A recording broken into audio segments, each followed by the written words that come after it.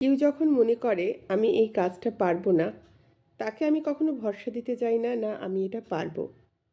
কিন্তু আমি শুধু এটুকু জানি আমার দায়িত্ব কর্তব্যের মধ্যে যে কাজটুকু পড়ে সেটাকে আমি বিরক্ত না হয়ে খুব ভালোভাবে করার চেষ্টা করি। কারণ কোনো কাজ যদি আমরা করি আর তাতে যদি বিরক্ত হতে থাকি বারবার, তাহলে সেই কাজ করাটার আর কোনো মূল্য থাকে না। আর তুমি যখন কোনো কাজ হেসে, ভালোবেসে, বহু কষ্টের পরও কারো জন্য করে দেবে, তুমিও চাইবে কখনো না কখনো সেও তোমার বলা কাজগুলো একবার এটা করে দাও বললে হ্যাঁ করে দিচ্ছি বলেই যেন করে দেয়।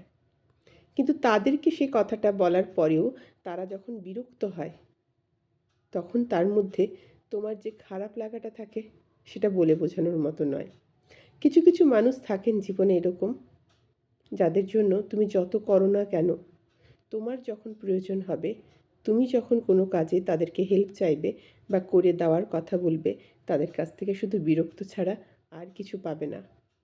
অনেক সময় ভাবি এগুলোকে মেনে নেব, আবার অনেক সময় কষ্ট হয়, কিন্তু কিছু করার নেই, এটা আমরা জানি, কারণ এটা লেখা আছে তোমার জন্য।